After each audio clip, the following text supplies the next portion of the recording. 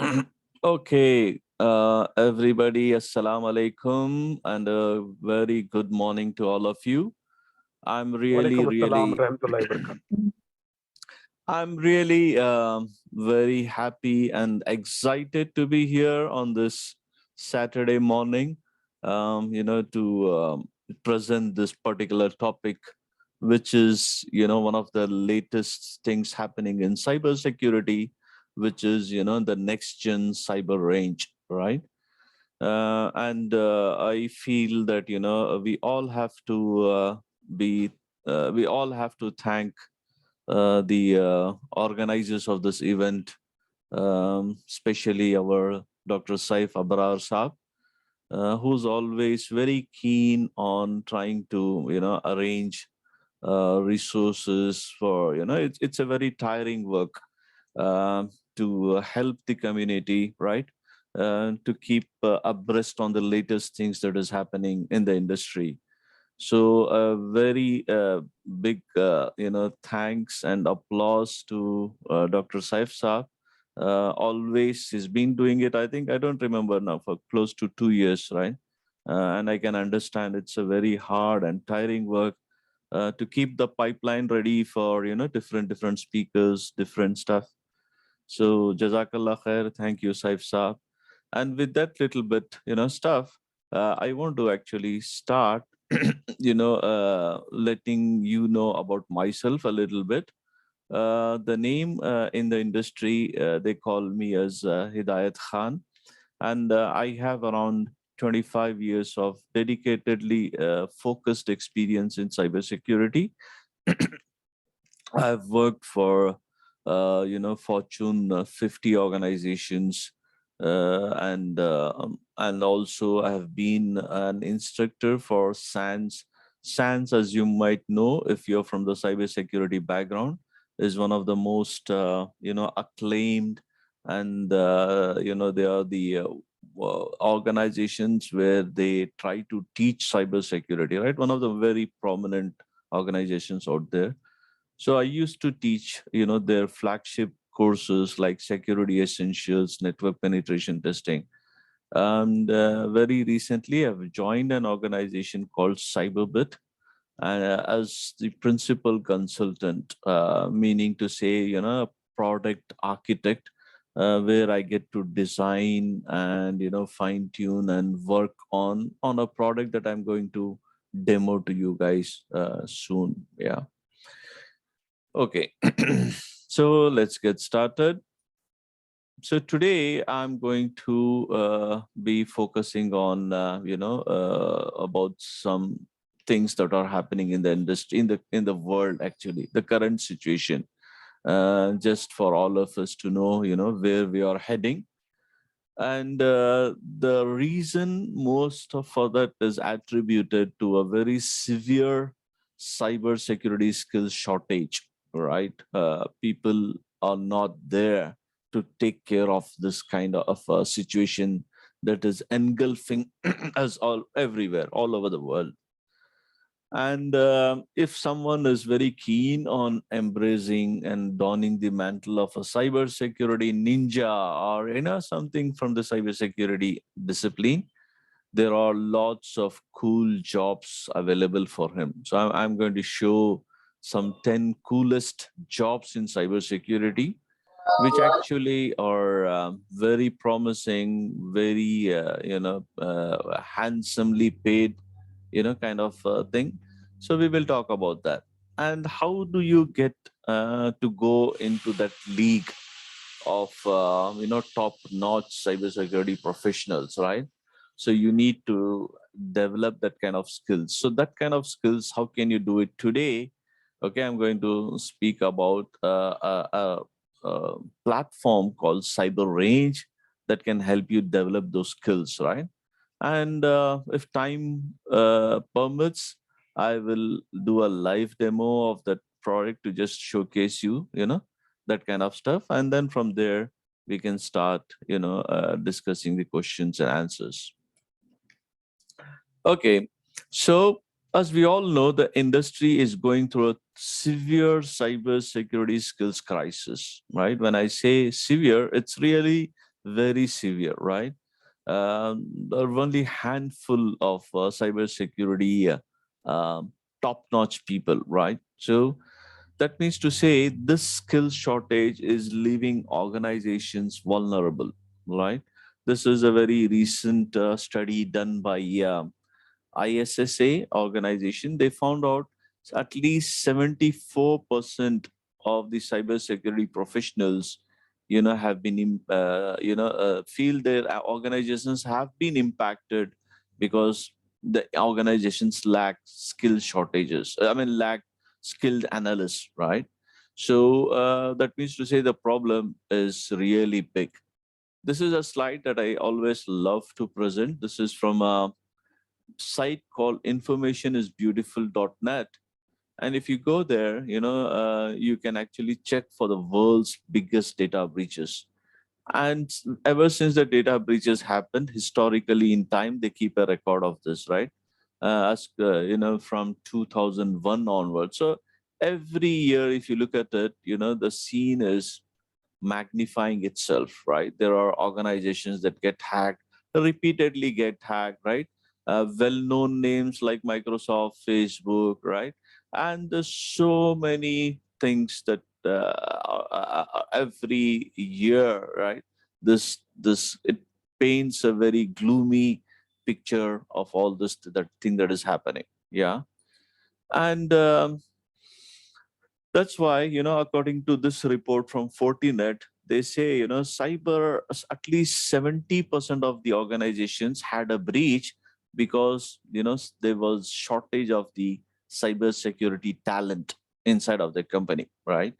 So more than 70% had a hack or a breach because of this, and 47% had more than three breaches in a year, right? So that kind of stuff is happening today. Very scary. So this report from CrowdStrike actually is saying, how bad the world, cyber world out there is getting. Yeah, it's getting more and more chaotic. Yeah, this is just from one quarter, Q1 2019 to Q4 2020. And there's another picture I forgot to put here, which is for 2021.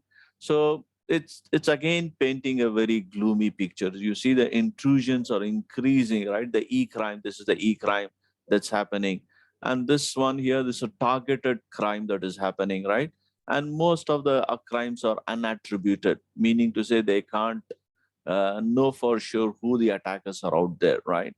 Because they all come over different alibis, different proxies. So it's very hard, to really go and identify that. And this is the state of hack for 2021, right? Big names like Colonial Pipe, yeah, Cassia, Solar. So all these attacks, right? In 2021, we kind of categorize them into three different areas of attack: ransomware, supply chain, stolen 0 days, right? So these attacks, okay, are happening very, very frequently. So what is a supply chain attack? Okay, this is currently one of the attack in the rage, right? So instead of targeting a specific system, the attackers go for, the upstream system, maybe their vendors. So let's say, we all are, we use phones, right? And most of us use laptops, right? And they get frequent updates from probably Microsoft or for some other vendor. So instead of hacking me, right, the attackers would go and hack the upstream provider from where I get the updates. So probably my the update from Microsoft, they might hack into Microsoft. They might hack into some other thing from where I'm getting updates for my PDF reader or some other app that I have, right? So this is obviously many organizations today, they could you please mute yourself? Yeah.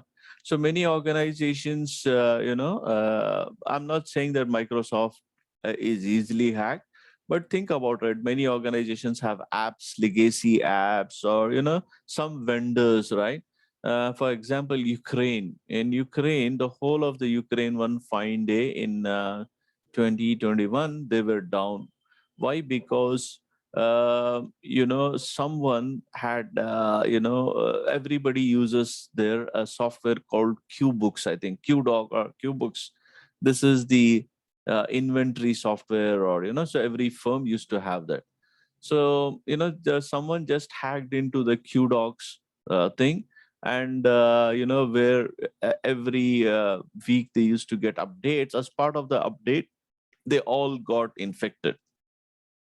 So even the solar winds, as you might someone this is the MEDOC that I was telling you. QDoc, no, it was the MEDOC. And someone solar winds, you all know, is a network security management software, right? And they had customers. So someone hacked into this, and like companies like Microsoft, companies like many of them fell victim to this. So this is called supply chain attacks. They go for the actual uphill provider, hack him, and through that, he will be having hundreds of customers, thousands of customers. They all get hacked in the interim. Then this is the attack which is happening currently today. All right, ransomware, if you know it. Ransomware attacks have become very deadly. So what is a ransomware attack? Some kind of a virus, a worm, or what we call a malware. It infects your system and basically encrypts all your files on the system, right? And then it leaves a message on your system, okay, saying that, if you want to get your data back in a decrypted state, you have to, pay some money to the attackers, maybe in the form of bitcoins or whatever. Okay, so people think that they can go and download some tools to go and delete the ransomware attack, or it's not possible, because it works on a concept called PKI, right? Public key infrastructure. I'm going to do a demo of this attack, okay, just to show you how this attack happens, and how with skills we can, and practice, we can diffuse this. Yeah, so we'll talk about that. So this is currently happening today. It's not only going for the files, it is also, it's not only going for the availability case. Availability is, it's not only making the system not available for people to use, but it's also stealing confidential files, and it is, attacking them with extortion threats. Okay, stolen 0 days. This is again, if you remember, some of you who were, following the news in 2016, 2018, there was a very big worm that was spreading all over the internet. It's called WannaCry. So the WannaCry was actually some kind of a software that was stolen from NSA. NSA is the National Security Agency. In America, they routinely write, hacking software to hack different countries, right? So that's their job. So we call them as the nation state attackers.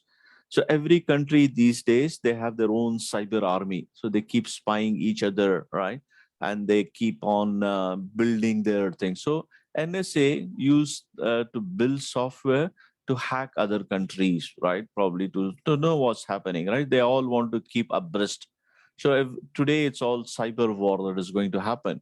So someone, a hacker group called Shadow Brokers, they actually stole from NSA and the software that they had, right? And they made it available for public on the public domain. So someone took that tool that NSA had it, and they created into a worm called WannaCry, which went ahead and it started attacking systems which were exposed to SMB protocol on the internet, right? SMB is the server message block, which is used for file sharing, file transfer. And anybody who had that service exposed on the internet, they all were victims on, for that WannaCry stuff. So stolen 0 days are becoming a huge component, right, of today's high profile breaches. We have seen Pegasus. Okay, this is the same worm where in India it created a big hero like last year, where the mobile phones were hacked, right, by a malware, right, especially the iOS phones, that kind of stuff. So mobile phone zero-day attacks are increasingly, right, getting sophisticated as well. Zero-day attacks are happening on water holing sites. Water holing is, they will monitor which sites you frequently visit. For example, maybe you try to go to your famous, newspaper in the morning, NDTV or something, right? So they will monitor you and they will create a fake page very similar, and they will entice you to visit that page, which is where they will have automated attack generators. As soon as you go there, it'll attack you, and your system is already hacked. So those are called water holing sites, right? So this is what I talked about, the Colonial pipe hackline, which is where, in the history of the cyber attack, okay, this company had to pay $5 million as a ransom, right, to get their data released from the hackers. Because every single, you see here, almost all fuel agencies in America, they were all down.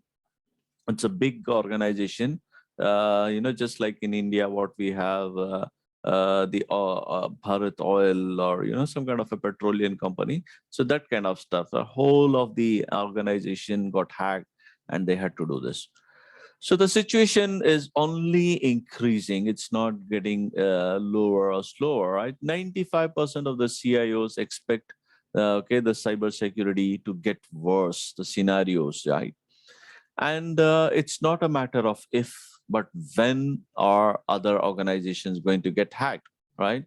So if you look at it, breaches are invisible. Well, almost all CISOs interviewed here, this is from Kaspersky interview, they say, we are very worried, right, that, we might get hacked, right? In APAC, right, 95%, okay, of the CISOs saying it's just a matter of time until we get hacked, right? So this is the alarming situation that is happening today. And the cybersecurity market is actually a very big market. It's growing to be a $300 billion industry by 2026, right? There's so much of thing at stake, so much of money, so much of stuff like that is happening there. And, that's why the cybersecurity investment is also in proportional, meaning to say, those people or those companies who are taking cybersecurity seriously, they are spending, money, the investment, but they are spending it all in not in the right priority. Let's call it that way, right? So they are spending most of their money on buying new technologies, right? Shiny new objects, next gen stuff, and they are spending hardly enough money on keep rectifying their internal processes, which might be causing attacks and breaches. And moreover, the biggest thing here is they're spending less money on hiring talent, or helping their team upgrade or upskill themselves, right? So you see, they have good amount of money for the as a budget, but it's all spending. It should have been the other way around, right? So more on people, then on process, and less on technology. So anyway, so this is currently leading to situations, right? So this is where we say that even the most advanced cybersecurity products are useless if your teams don't have the expertise to operate them and use them. And this is resulting in successful breaches, regardless of what technology you have, what kind of next gen firewalls, or stuff that you have inside of your company. So this one here, this slide is from an organization called Verizon, and every year they release a report called Data Breaches Investigation Report. Right? If you don't read this, you should subscribe to them. It's free, and it gives you every year a kind of a good visual of what's happening. Right? And this one here, if you look at it, they have come out with some kind of metrics to tell us that a breach or a hack happens within seconds to minutes. Yeah, within seconds to minutes, your systems gets breached and hacked.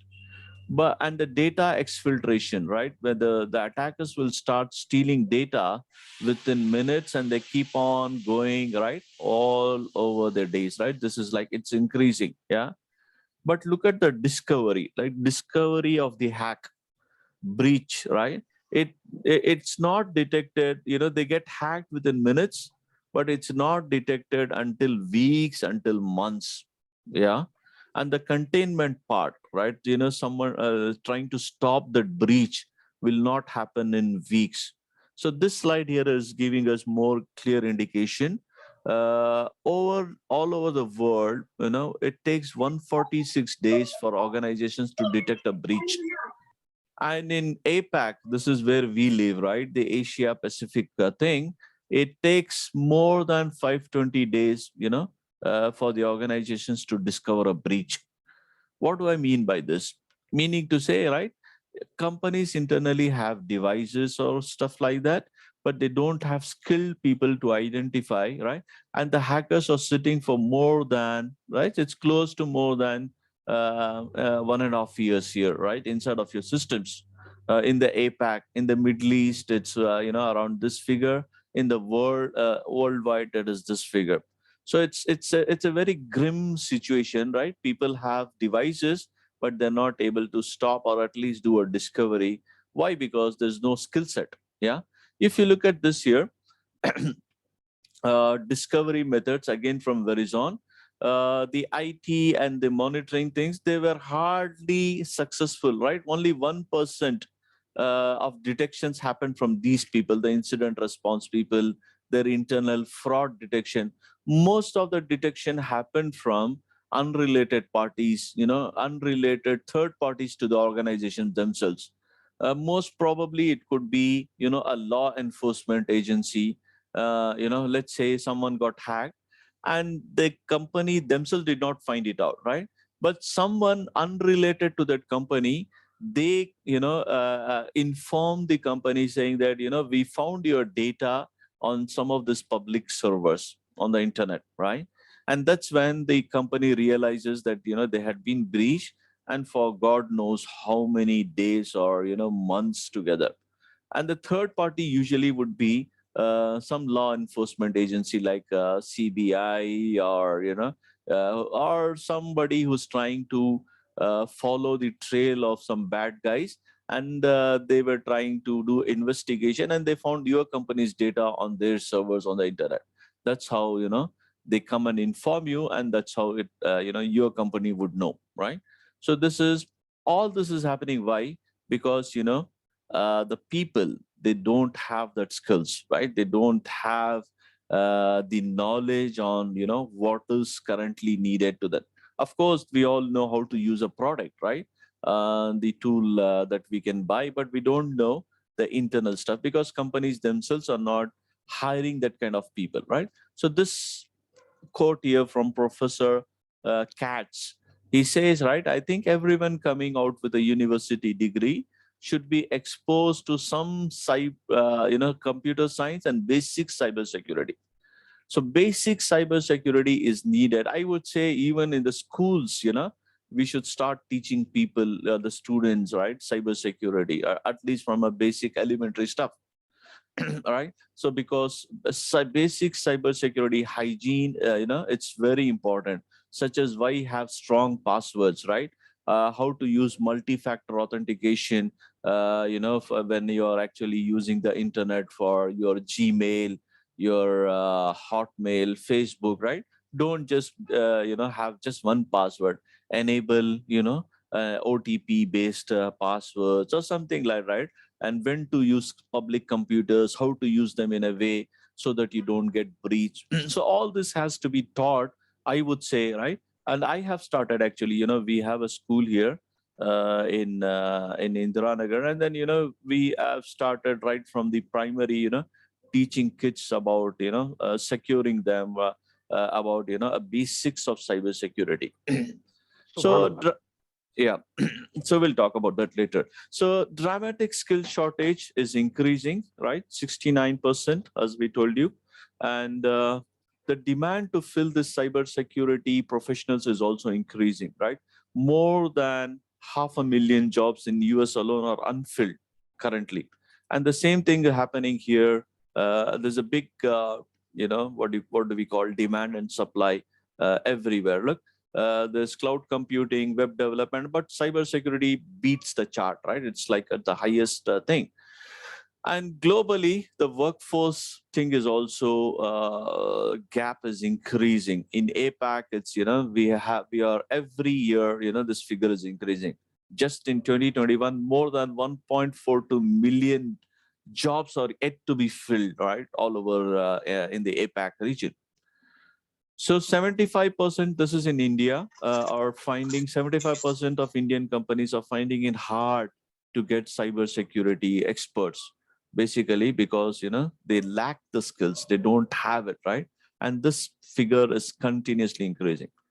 And recruiters are actively knocking on the doors even they find someone, where cybersecurity savvy, at least they have thing, and, the recruiters are seeking out for them, right?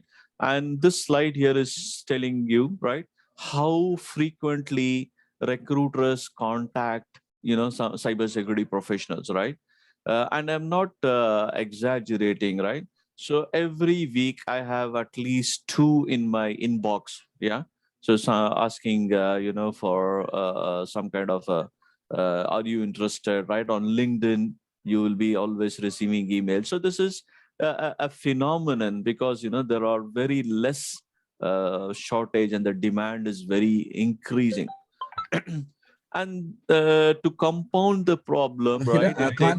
Excuse me, Yeah. sorry. Could you please go to the previous slide, which talked about the Indian market, the previous one? Yes. Can you see the slide? Yes, I can. Yeah. Okay. Do you have any questions on the slide? No, I mean, you moved it quickly before I could, run through the slide. Okay, good. All right. So if you want to ask any questions, you can interrupt me anytime. Yeah. So Yeah. Thank you. Yeah. Okay. So I was telling you, it takes more than 3 months to fill an empty cybersecurity position these days. It's real. Yeah. It's as good as thing. And on average, it takes a company 145 days to detect a breach and 73 days to contain a breach. So we see here, right? So this thing, all these are survey reports that I'm presenting to you. And with that gloomy picture, I want to share some good news to you. The news is, okay, cybersecurity jobs, there are, if you just are diligent enough and if you start learning, there are, people who are willing to tap into your potential, into skill set, and there are very high paying jobs, very cool jobs, right? So digital forensic analyst, investigator, okay, pen tester, both for systems and networks, application pen tester, SOC analyst. So this is what I call the initial jobs, yeah, with lots of advancement opportunities. You just start learning cybersecurity, you can go and fit yourself in one of these things, in the thing. And then, I would say, for the first 5 years, be a generalist, because cybersecurity has got a lot of sub-disciplines here, right? So people can just join the first thing like SOC analyst, okay, inside of a SOC operations center, or they can join something like, IDM analyst, which is, identity management. That does not need an, very in-depth technical skills. But once you get there, start spreading your wings and learn everything that you can. In the first 5 years, be a generalist. Then after that, deep dive into your own, where your passion lies. Yeah, right. So, for example, you can become a threat hunter, incident responder, security architect, right? There are plenty of things here. I'll share you, almost all those things, right? So that's why cyber security color wheel, as we call it, there's so many things here, right? So there is white team, which we call them as the, analyst or the legal thing, right? They are non-technical people, but they are very important team from a cyber security perspective. Basically, they're like auditors, right? They have checklists. They want to help organizations comply thing. Then we have LO team, which is, today, so just not software developers. We want people with secure coding skills, right? So that's why we want something. Today there's a new buzzword called DevSecOps, development, security, operations, all of that together. Then we have the orange team, right, where interaction. This is just for interaction. Red team. Okay, this is where you get to break things, like there are like testers or hackers, right, who want to test the stuff. Then we have the blue team, where we have the defenders trying to defend. The purple team, the mix and match of both the red and blue. Then we have the green team, which is for automation of stuff, right? So choose your color. Okay, so if you are the one who fancies, the hacking stuff, right? How to hack, right? So for probably the career that you can start as, something like vulnerabilities, yeah, assessment, then become an ethical hacker, then become a pen tester, then probably join the red team, which is the advanced stuff inside of the offensive security. Then, or if you are the guy where we need the most help is the blue teamers, right? You want to defend the systems. Probably you want to do digital forensics to identify how the hack happened, or probably you want to do threat hunting, deep dive inside of the company's networks and systems to hunt for the bad guys, right? Because they bypass virtually all devices today, and they can be so you can't detect them using the devices and the technology. So that's the blue team. And the purple team is where a team where both of them from the red and blue join hands together and start working together, right? So this is a new concept called the purple teaming. So let me just hang on. Okay, so this one here, right? So is workforce ready graduates. We don't have it today. It's only 27% of the cybersecurity leaders, right? They feel that universities are well prepared, that the students that come out of universities can actually start working. But a vast majority of the CISOs or the CIOs, they feel that today's universities or students coming out of them, they are ill-equipped. They don't have the skills to be readily a workforce ready graduate or start working on the technologies. So that's why, okay, this is the number one gap is hands-on experience, according to industry leaders, right? If you look at it, university degree is important, but they put it right at the bottom of the stack. It's not important. The most important for, today when they want to hire is someone with hands-on experience. They are willing to discount this university degree, right? Even if you're not educated from Harvard or Stanford, it's okay for them. But if you have the hands-on skills, and if you are keen enough with that, that's where you can start actually dictating terms, and that's where you can be hired immediately. So the current cyber learning techniques are very insufficient, right? So this is, I'm not picking on them, the CompTIA or whatever. I mean, this is, they teach you just the theory, right? The fundamentals, right? And there's no practical things here, right? Even though practicals are there, but they're all obsolete, not really for today. When a student joins, when a candidate joins an organization, he wouldn't know what to do, even with this skill sets certifications. So what's the problem or solution to this? So this is what we call cyber range. So cyber range will help, to fill that gap where people are missing that cyber security skills shortage. So cyber range is actually enabling next generation cyber security rock stars, right? So people who want to really become a cybersecurity expert, okay, the thing that they can start using is cyber ranges. So cyber ranges can help focus on giving them hands-on experience, and they can prepare them for the real world, because it's all in kind of a simulation environment, right?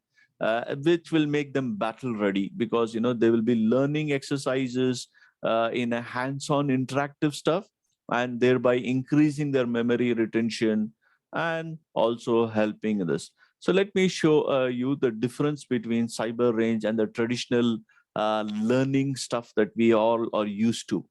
So in the traditional learning stuff, it's all classroom, right? You sit in a classroom and you learn stuff like, probably networking databases. But, this one is kind of becoming very obsolete now.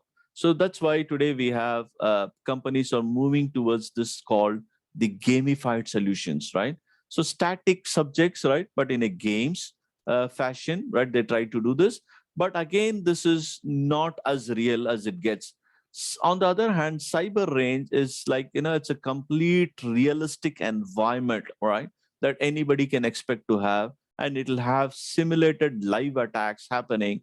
And it can not only teach you hands on, but it'll give you theoretical knowledge, live fire experience, right, how to deal with the attacks happening in a in the current live fire situation. Of course, the soft skills on how to improve, to speak to the management, and all that incorporated using the cyber range. Yeah. So if you look at this here, the theoretical knowledge you get it in classrooms, but these things are missing, hands-on building blocks and stuff like that.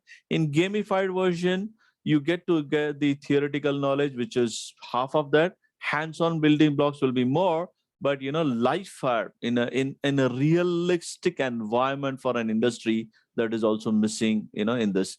So but here in cyber ranges, you get to know all. You also get to know the theoretical knowledge, the concepts. You learn the concepts, and the main beauty here is the live fire exercises. You get to go through the complete attack, okay, path. And you see how the attack is happening, how you can learn to defend that, and all that stuff, right? And here, this is what I meant. Yeah. So you need to spend money, right, on the classroom stuff, right? 4 to 5 months. And this is, if companies would want to train, this is how much they need to shell out. But here, even if you, before they join an organization, they're already job ready if they are undergoing this particular area called cyber ranges. So what exactly is a cyber range? It's a very recent concept, and it's all based on virtualization of your environment, where you can use this cyber range to learn about cyber attacks in a simulated environment. Let's say if you how do I put it? If you want to I think the best example of a simulator would be a cockpit, a real a cockpit, right? If a pilot has to fly an aeroplane, let's say a new plane, even though he's a seasoned pilot, maybe the new plane's 777, okay, it's got lots of different technologies. They wouldn't put him on that plane to start allowing him to fly. They would put him into a simulator, which is as real as it gets, but it's not flying. But it's got all the whistles and bells of a plane, of a cockpit, right? And he learns all the gadgets, the technology there, right? So that kind of stuff, right? It's a simulated environment of a real entity, where they get to learn about that. And it will give him an experiential learning for the next gen folks, so they can learn in an adaptive way, right? And they can learn in their own pace, and also do this. So one thing that I'm showing you here, malware analysis. If anyone wants to become a reverse engineering expert, try to decompose the malware, right? So there are also different stuff. I'm going to show you, don't worry, I'm going to show you a demo of this. So some sampling topics that people can if use to learn, if they want to become a red teamer, right? These are the stuff. I'm just showing you some samples, but there'll be many more. A blue teamer, right? Learning firewall fundamentals, advanced malware analysis, stuff. And even if you want to become that white teamer, right? You want to be the manager, right? So how do you what would a CISO need to know, right? What kind of security culture, what ransomware stuff, that kind of stuff, to teach you that, all from a thing. So this is what we call a next generation cyber range. Yeah. So it will have all this commercial stuff, which any candidate can expect when he joins an organization. he would expect to have, firewalls like Checkpoint and solutions, SIM solutions like Splunk, Carbon Black, Palo Alto, right? All of them, built inside of a simulator, right? And on demand, and you learn it from anywhere. This is all what we call real world, hyper realistic, a virtualized network, right? And it's got, all sorts of commercial tools to allow you to learn in teams and individuals as well. So I'm going to quickly move here. So hyper realistic network architecture, right? So, what all can you expect to have, right? Active Directory, email servers, firewall. When you attend classes like theory classes today from schools, you don't get to, get your hands wet and dirtied on all of this, right? And obviously not with attacks happening on a real infrastructure. So this cyber ranges will have those automated attacks, right? Where, your different scenarios can be infused. Okay, a DOS attack, a ransomware attack, so we can choose the scenarios, and you can create the own networks, right? Different types of firewalls, different types of SIMs, and the complete simulated environment with all commercial tools. And also stuff like cyber simulators will have realistic components, more than 60 networking real components there, more than that. Yeah. So like McAfee, Kiwi, QRadar, right, with all sorts of automated attack stuff, which will keep on generating attacks and allow the ex candidate to learn on how to defend them and all this stuff.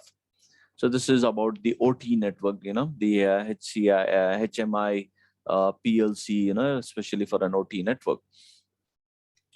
Okay, so I'm going to quickly move here. So there are lots of commercial. Of course, when I say this is not for free, right? People have to go and subscribe to this. Yeah. So one such thing is what we have it called Cyberbit. Of course, I understand it's not what do you call. It's not, I would say, the least expensive. It's of course comes in the expensive range, but there are other ones like I can share something with you called CTF 365. And these ones that I have put here, they're all commercial grade, right? Very expensive stuff. But there are some other ones which are, but none of them are free, right? You need to pay money if you want to get those skills, if you want to practice. Yeah. And that's why I'm saying people pay money for joining theory classes. Why don't you pay the same amount of money, maybe a little bit more, and get into cyber ranges and start learning, right? So let me show you something at the end of the slides and the end of the presentation, which are a little bit, from I would say non-costly options are also available. Yeah. Anyway, so this particular platform that I'm going to demo, I'm going to just pause the share here now, is where, we will be talking about this one here, which will allow people to learn, and in terms of spotlights, video contents, labs, right, courses and all that. Okay. Yeah, so you can also become a master, undergraduates can have this, PhD, so, and all that stuff. So look at this. This is one such course.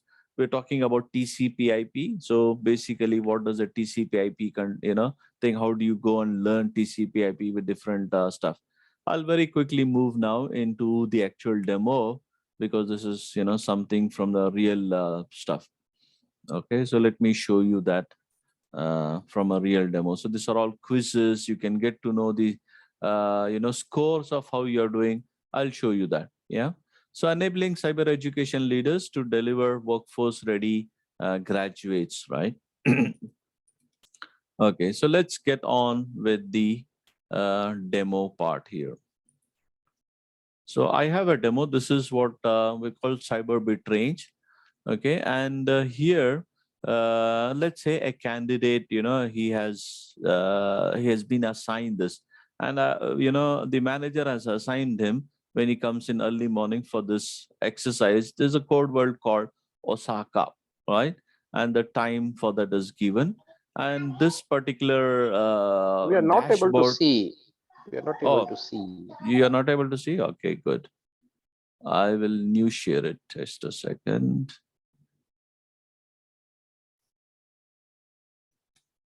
Are you able to see now? Are you able to see? Not Not yet, yet, brother. Not yet, brother. Not yet? Surprising. Okay. Hang on a second. Yeah, now we can see. Now, yes. Yeah, alhamdulillah, visible. Okay. One second.